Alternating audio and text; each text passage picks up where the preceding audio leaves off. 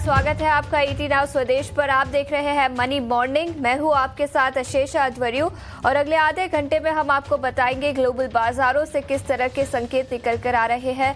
खबरों के दम पर, ब्रोकरेज रिपोर्ट्स के दम पर कौन से स्टॉक्स फोकस में रहेंगे, बाजार पर रणनीति बताने के लिए हमारे साथ डिम्पी कार्ला जुड़ेंगे। इसी के साथ कमोडिटी मार्केट पर किस तरह की रणनीति बनानी चाहिए, कौन से कॉल्स आपको रखने चाहिए, उस पर भी नजर डालेंगे। लेकिन सबसे पहले ग्लोबल बाजारों की बात करें तो गिफ्ट निफ्टी से कमजोर ओपनिंग के संकेत निकल कर आ रहे हैं। याद रखें, डोनाल्ड ट्रंप से फिर एक बार कुछ टैरिफ वॉर पर कमेंट्री निकल कर आई है, जहां पर उन्होंने कनाडा और मेक्सिको पर 25% के जो टैरिफ्स लगाए थे, उन्होंने कहा कि 1 महीने के लिए वो फिर एक बार डिफर कर दिए गए हैं और 2 अप्रैल यानी 2 अप्रैल से ये लागू हो सकते हैं। तो अभी के लिए कुछ राहत की खबर निकल कर आई है टैरिफ वॉर के फ्रंट पर।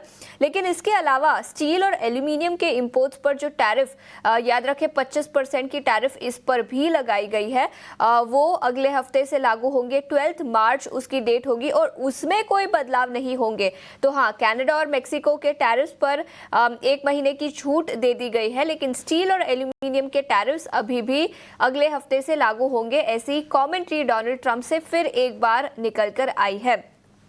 इसके अलावा इंडिया पर भी कुछ एक बार कमेंट्री। याद रखें, रेसिप्रोकल टैरिफ्स अप्रैल के फर्स्ट वीक से लागू होने की उम्मीद है और अब ट्रंप ने फिर एक बार कमेंट निकाली है। उन्होंने कहा कनाडा और इंडिया हाई टैरिफ नेशंस रहे हैं। तो हाँ, टैरिफ वॉर पर काफ़ी कुछ डेवलपमेंट्स पिछले कुछ दिनों में निकल कर आ रहे हैं। और अमेरिकी बाजारों की बात करें तो कल के सत्र में भारी गिरावट दिखी। इनफैक्ट S&P 500 1.5% से ज़्यादा की गिरावट के साथ बंद होता हुआ नजर आया। टेक्नोलॉजी शेयरों में भारी गिरावट दिखी, जिसके चलते नैस्डैक 500 अंक फिसला, करीब 2.5% से ज्यादा की गिरावट यहां पर दिखी। और डाउ जोन्स में भी करीब 450 अंकों की गिरावट कल के सत्र में दिखी। जैसे मैंने बताया, टेक्नोलॉजी शेयरों में भारी गिरावट थी। इनफैक्ट मार्वल टेक्नोलॉजी स्टॉक में 20% की गिरावट रही। इसके अलावा एनवीडिया और ब्रॉडकॉम, इन दोनों स्टॉक्स पे भी 6% से ज्यादा की गिरावट कल के सत्र में दिखी। S&P फ्यूचर्स, अमेरिकी फ्यूचर्स की बात करें तो हल्की सी बढ़त आज सुबह निकल कर आई है। टैरिफ वॉर फ्रंट पर थोड़ी सी पॉजिटिव खबर आई, 1 महीने के लिए डिफर किया गया है, जिसके चलते अमेरिकी फ्यूचर्स आज सुबह हरे निशान में कारोबार करते हुए नजर आए। S&P 500 फ्यूचर्स 0.3% की तेजी के साथ कारोबार। नैस्डैक 100 और डाउ जोन्स फ्यूचर्स में भी हल्की सी तेजी आज सुबह दिखी है। इसके अलावा मैक्रो इकोनॉमिक डेटा भी कल अमेरिकी बाजारों में निकल कर आया। जॉबलेस क्लेम्स, 2,21,000 जॉबलेस क्लेम्स का डेटा आया। लेबर मार्केट अभी भी स्ट्रांग है, ऐसे ही संदेश निकल कर आ रहे हैं जॉबलेस क्लेम से। वही एम्प्लॉयमेंट का डेटा भी आज शाम को आएगा, तो उसके बेसिस पर भी अमेरिकी बाजारों की चाल आज निर्भर रहेगी। लेकिन ऑल इन ऑल थोड़ी सी पॉजिटिव खबर निकल कर आई है टैरिफ वॉर फ्रंट पर। कल तो अमेरिकी बाजार लाल निशान में ही बंद होते हुए नजर आए, लेकिन अमेरिकी फ्यूचर्स में आज सुबह हल्की सी तेजी दिखी है। यूरोपियन बाजारों की बात करें तो यहां पर कल मिला जुला कारोबार दिखा। फुट्सी 0.5% की गिरावट से बंद होता हुआ नजर आया, लेकिन डैक्स और कैक में हल्की सी तेजी कल के सत्र में दिखी। कमोडिटी मार्केट, यहां पर पिछले कुछ दिनों से काफी एक्शन दिखा है। सोने की बात करें तो $2,900 पर आउंस के आसपास कारोबार करता हुआ हल्की सी मुनाफा वसूली आज के सत्र में दिखी है। वही चांदी की बात करें तो $32.5 पर आउंस के आसपास यहां पर कारोबार दिखा है। क्रूड, याद रखें कल और परसों के सत्र में भारी गिरावट दिखी है। $70 पर बैरल के नीचे ब्रेंट क्रूड फिसलता हुआ। वही WTI क्रूड की बात करें तो यहां पर भी कमजोरी कायम होती हुई नजर आई। डॉलर इंडेक्स, यहां पर मजबूती दिखी है। 104.2 के आसपास डॉलर इंडेक्स। डॉलर जो काफी अप्रिशिएट हो चुका था पिछले कुछ दिनों में, फिर एक बार हल्की सी कमजोरी यहां पर दिखी है, लेकिन याद रखें ये पॉजिटिव है इंडिया और कई और इमर्जिंग मार्केट्स के लिए। इसके अलावा FIIs और DIIs के आंकड़े कैसे रहे, उस पर भी एक बार नजर डाल लेते हैं। FIIs ने कल फिर एक बार भारतीय बाजारों के कैश मार्केट में बिकवाली की। करीब 2,400 करोड़ की बिकवाली कल के सत्र में दिखी। वही डोमेस्टिक इंस्टीट्यूशनल इन्वेस्टर्स ने करीब 1,600 करोड़ की खरीदारी की। इंडेक्स फ्यूचर्स में 1700 करोड़ की खरीदारी। इंडेक्स ऑप्शंस में करीब 18,400 करोड़ की बिकवाली दिखी। स्टॉक फ्यूचर्स में 1670 करोड़ की खरीदारी। वही स्टॉक ऑप्शंस यहाँ पर करीब 315 करोड़ की बिकवाली कल के सत्र में दिखी। पिछले कुछ दिनों से एफआईआईज भारतीय बाजारों में बिकवाली कर रहे हैं और वो ट्रेंड कल भी कंटिन्यू होता हुआ ही नजर आया। इसके अलावा एफएनओ बैन की बात करें तो याद रखें मन्नपुरम फाइनेंस ये एक स्टॉक है जो एफएनओ बैन में रहेगा आज के सत्र में। पिछले कुछ दिनों से एफएनओ बैन में रहा है, लेकिन आज भी यहां पर नजर रखें। और इसके अलावा रिजर्व बैंक ऑफ इंडिया ने गोल्ड फाइनेंसर्स के लिए कुछ गाइडलाइंस भी निकाली है। नॉर्म्स स्ट्रिक्ट करने की अप्रूवल निकल कर आई है। तो इस खबर के चलते मन्नपुरम फाइनेंस इस स्टॉक पर भी नजर रहेगी, लेकिन एफएनओ बैन में भी ये स्टॉक रहेगा। लेकिन पिछले कुछ दिनों की तेजी क्या वो कंटिन्यू होती हुई नजर आएगी? कौन से लेवल्स पर आपको नजर रखनी चाहिए? पूरी रणनीति के साथ हमारे साथ डिम्पी अब जुड़ चुके हैं। Dimpy, good morning. निफ्टी की बात करें तो 2 दिनों में करीब 450 अंकों की तेजी दिखी है। अब किस तरह की रणनीति बनानी चाहिए? हालांकि गिफ्ट निफ्टी की बात करें तो आज कमजोर ओपनिंग के संकेत निकल कर आ रहे हैं। आशीषा, गुड मॉर्निंग। देखिए, मार्केट ने ये टेक्निकल बाउंस की तरह मार्केट ने प्ले किया है और बहुत ही अच्छे से 22,000 के लेवल को प्रोटेक्ट किया है। देखो, खतरा तो अभी टला नहीं है। ये आप भी जानते हैं कि डोनाल्ड ट्रंप का रुख नहीं बदला, ना ही एफआईज इंडिया में वापस लौट के आए हैं, ना ही ऐसा कोई और पॉइंट हुआ जिसकी वजह से पहले बाजार गिर रहा था एक ठीक हो रहा है उससे। ऐसा तो कुछ भी नहीं हुआ। तो इसका मतलब कुछ तो हुआ है जिसकी वजह से बाजार रुका है। वो जो कुछ हुआ है ना, वो ये हुआ है कि एक्सट्रीम ओवरसोल्ड हो गया था मार्केट और उसके बाद एक टेक्निकल पुल बैक आना था। हर सेशन बैक टू बैक टूटेंगे, 5 महीने बैक टू बैक टूटेंगे, तो नए रिकॉर्ड्स भी टूटे। नए रिकॉर्ड्स टूटने के बाद मार्केट ने एक टेक्निकल पुल बैक देना था। अगर आप देखें तो जिस हिसाब से हम टूटे हैं या जिस हिसाब से हम पहले भी टूटते थे, तो अगर उसकी पॉइंट से हम रिकवरी करने पे आ जाए ना तो उसका 50% भी नहीं है। एग्जाम्पल के लिए, अगर आप मार्च सीरीज का फर्स्ट डे चेक करेंगे, फ्राइडे वाले दिन, उस दिन करीब निफ्टी अपने आप में 460 पॉइंट टूटा था। अभी आप देखोगे पिछले 2 दिन से पुल बैक हो रहा है मार्केट के अंदर, और उसको हम पुल बैक भी बोल रहे हैं। और वो जो पुल बैक हो रहा है मार्केट के अंदर, वो 2 दिन में 460 पॉइंट आए हैं। कहने का मतलब ये है कि पेस जो है ना रिकवरी की, वो बहुत फास्ट नहीं है। द रीजन इज बिंग, एक तो इसके पीछे शॉर्ट कवरिंग है, दूसरा इसके पीछे कोई मैक्रो ट्रिगर्स का सपोर्ट नहीं है। ये बिना मैक्रो ट्रिगर्स के सपोर्ट के टेक्निकल पुल बैक है, इसलिए स्लो है, थोड़ा कम है। नहीं तो अभी तक तो इसको 23,000 तक आ जाना चाहिए था। बट एनी हाउ, अभी क्या करना चाहिए या कल क्या हुआ है? देखिए, कल निफ्टी के अंदर कुछ फ्रेश लॉन्ग पोजीशंस बनी है, थोड़ी बहुत, हाँ, ज्यादा नहीं तो क्वांटम में, पर फ्रेश लॉन्ग बनी है। मार्केट में अभी भी खतरा पूरी तरह से टला नहीं है, लेकिन एक नॉच का सपोर्ट मार्केट के अंदर और अच्छे से क्रिएट हो गया। अब 22,000 आपका सपोर्ट नंबर 2 है, इसको S2 बोलेंगे, और S1 यानी कि सपोर्ट नंबर 1 हो गया। अब 22,300। मार्केट को अगर स्विंग लेना है तो 200-250 पॉइंट की स्विंग की जगह बना दी बाजार ने कि आपको स्विंग करना है, आपको तोड़ना है या कुछ और करना है तो आप कर सकते हो। तो 22,300 पहला सपोर्ट, 22,000 अब आपका दूसरा सपोर्ट है। क्या हमको वापस ये बात मान लेनी चाहिए कि 22,000 पक्के वाला सपोर्ट है? देखो, अभी नहीं मानना चाहिए, क्योंकि अभी आपने एक चौकी और जीतनी है, उसके बाद मान लेना कि हाँ 22,000 अब नहीं टूटेगा। वो है 22,800। एक बार वो अचीव हो जाएगा तो फिर आप ये बात कंफर्म समझ लीजिएगा, 22,000 अब जल्दी जल्दी ब्रेक नहीं होगा। तो फिलहाल आपका रेजिस्टेंस भी सामने खड़े हैं 22,700 और 800। और इस 22,000 जो 800 की मैं बात बोल रहा हूँ ना आशीषा, ये टफ रेजिस्टेंस है, ना केवल एक टफ रेजिस्टेंस है। मैं इसको एक लाइन में डिस्क्राइब कर देता हूँ। ये आप ऐसे सोच लीजिए, लक्ष्मण रेखा है, उस पार तेजी है और इस पार मंदी है वापिस से। तो आप 22,800 को पार करने पे ही तेजी वाली टेरिटरी के अंदर लौटेंगे। टिल अभी भी हम मंदी वाली ही टेरिटरी में घूम रहे हैं, बस थोड़ा एक टेक्निकल पुल बैक मिल रहा है। आते हैं बैंक निफ्टी के लेवल्स पे। यहाँ पे थर्ड डे है जब शॉर्ट कवरिंग हुई है। कल के सेशन में भी करीब 5% का ओपन इंटरेस्ट घट गया और शॉर्ट कवरिंग हुई है।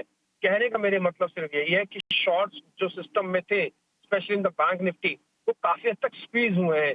इसलिए कल भी आप देख रहे थे कि कल पुश बैक इसको बहुत स्ट्रांगली मिल रहा था, जबकि निफ्टी टिकाए हुए था करीब 200 पॉइंट के आसपास, लेकिन बैंक निफ्टी बार बार स्विंग मार रहा था, ऊपर नीचे कर रहा था।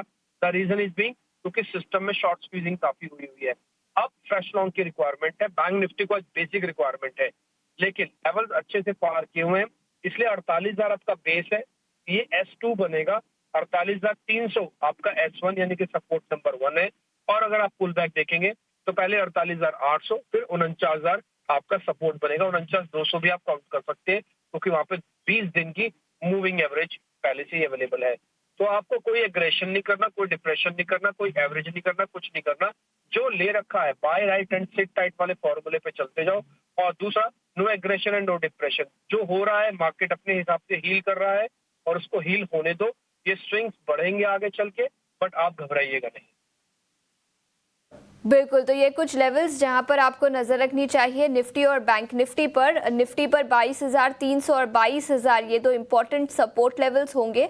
वही 22,700 और 22,800 ये दो इंपॉर्टेंट रेजिस्टेंस लेवल्स जहां पर आपको अपनी नजर रखनी होगी। और बैंक निफ्टी की बात करें तो यहां पर 48,000 और 48,300 के इंपॉर्टेंट सपोर्ट लेवल्स और 48,800 से 49,200 ये दोनों इंपॉर्टेंट रेजिस्टेंस लेवल्स होंगे जहां पर आपको अपनी नज़र रखनी चाहिए।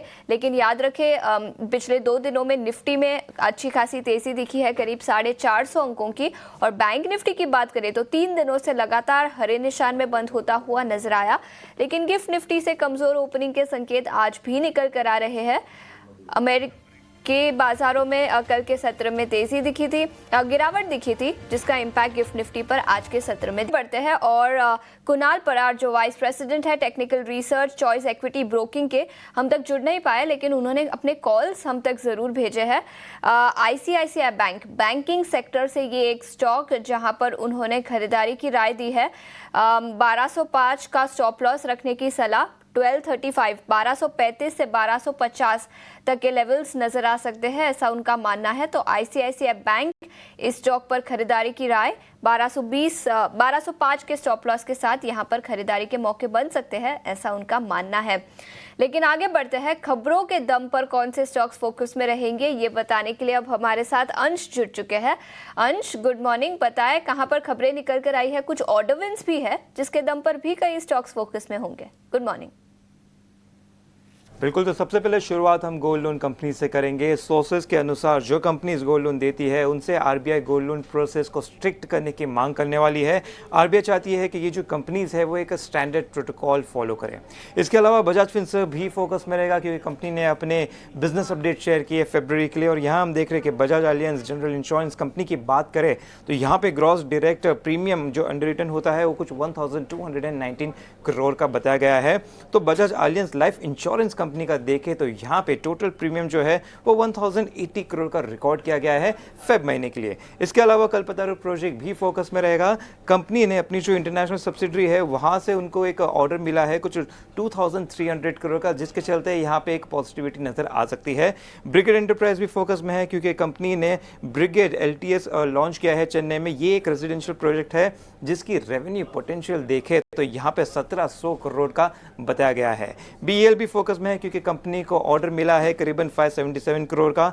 ये जो ऑर्डर है ये mainly airborne electronic warfare product, advance composite communication और डॉपलर वेदर रेडार जैसे चीज़ों के लिए मिला गया है। इसके अलावा आइरिस लाइफ साइंस भी फोकस में है क्योंकि कंपनी ने अपनी जो होल्डिंग होती है वो अपनी होली ओन सब्सिडरी में वापस ट्रांसफर कर दी है, जिसके चलते हम यहाँ पे देख रहे हैं जो टोटल कंसिडरेशन है ये कुछ 869 करोड़ का बताया गया है, 861 करोड़ का बताया गया है। इसके अलावा जिंदाल स्टेनलेस भी फोकस में रहेगा क्योंकि कंपनी ने अपना जो पूरा स्टेक होता है कुछ 26% का था जिंदाल कोक में, उसे वापस दे दिया है बायबैक के ऑफर में। और इसके चलते हम यहाँ देख रहे हैं कि कंपनी को लगभग 194 करोड़ मिल गया है। आखिर में बायोकॉन की भी बात करेंगे क्योंकि हम यहाँ देख रहे हैं कि कंपनी की जो एक सब्सिडरी है बायोकॉन बायोलॉजिक्स वो और सीवीसा इनकॉर्पोरेशन ने एक कोलैबोरेशन किया है, जिसके चलते हम यहाँ देख रहे हैं कि इनका जो फोकस है जो इंसुलिन है एस्पार्ट उससे यूनाइटेड स्टेट्स में ज़्यादा फैलाया जाए, ज़्यादा एक्सेस किया जाए, इसके लिए कोलैबोरेशन किया गया है। तो ये कुछ खबर है जो आज फोकस में रह सकते हैं। नए करार के चलते बायोकॉन, इसके अलावा कुछ ऑर्डर विंस आए हैं जिसके चलते BEL 580 करोड़ के नए ऑर्डर्स मिले हैं। ब्रिगेड एंटरप्राइजेस 1700 करोड़ के रेवेन्यू पोटेंशियल का नया प्रोजेक्ट लॉन्च किया है। वही बजाज फिनसर्व के बिजनेस अपडेट्स, तो कई सारे स्टॉक्स जो खबरों के दम पर आज के सत्र में फोकस में रहेंगे। लेकिन टैरिफ वॉर के बीच भारत में टेस्ला अपने कदम आगे बढ़ा रहा है। टेस्ला की एंट्री और उसकी महंगी कारों को भारत में कितना रिस्पॉन्स मिलेगा, ऐसी तमाम बातों पर डिटेल्स लेकर हमारे सहयोगी सुमित चतुर्वेदी अब हमारे साथ जुड़ चुके हैं। सुमित, बताएं कैसी डिटेल्स है आपके पास और टेस्ला की एंट्री कब तक भारतीय बाजारों में हो सकती है? भारत में टेस्ला का आना ऐसे वक्त पे आया है जब दोनों तरफ भारत और अमेरिका में एक ट्रेड वॉर की तरफ बढ़ रहे हैं। ट्रेड वॉर की बात नहीं तो ये कुछ अमेरिका की तरफ से ही हो रहा है, क्योंकि डोनाल्ड ट्रंप ने शुरुआत की है उन देशों पे टैरिफ लगाने की जहां से उसके टैरिफ बहुत ज़्यादा है, ऐसा उनका कहना है। तो इस वक्त टेस्ला भारत में आ रहा है, और जब इलॉन मस्क उसके जो ओनर हैं वो अब बहुत ही अच्छी पोजीशन पे है अमेरिका में, तो बहुत ही सही टाइम पे लग रहा है कि ये आ रहा है। भारत ने पिछले साल एक नई इलेक्ट्रिक व्हीकल पॉलिसी निकाली थी, जिसके अंतर्गत कुछ मिलियन डॉलर का निवेश करने पर आपके लिए लगभग 8,000 गाड़ियों का जो आयात है देश में काफ़ी कम ड्यूटी पर होता है। इसका फ़ायदा टेस्ला उठा सकती है। फिलहाल टेस्ला के तो शोरूम खुल रहे हैं, टेस्ला की हायरिंग शुरू हो रही है, पर टेस्ला और ग्लोबल ट्रेड वॉर दोनों जुड़े हैं भारत और अमेरिका के बीच, क्योंकि टेस्ला का भारत में आना एक बहुत बड़ा संकेत देता है कि भारत आसान देश है जब किसी को आना हो, किसी को अपनी गाड़ियों के शोरूम खोलने हो, एक गाड़ी आयात करनी हो। और ये भी दिखाता है कि भारत की जो ग्रोथ है वो काफ़ी आकर्षित कर रही है बड़ी कंपनियों को, जैसे कि टेस्ला। पर एक तरफ जहाँ पे ट्रेड वॉर की भी बात चल रही है, ट्रंप चाहते हैं कि भारत से जो उनका ट्रेड डेफिसिट है वो कम हो, उसके चलते टेस्ला का आना एक बड़ी बात माना जा रहा है। तैयारी शुरू हो चुकी है, लॉन्च कुछ जो शोरूम का है अगले कुछ महीनों में होने वाला है। पर अगले कुछ महीनों में ये भी देखना होगा कि भारत की कुल जो ट्रेड की स्थिति है वो कैसे यूएस के मुकाबले स्थिर रहती है या बदलती है।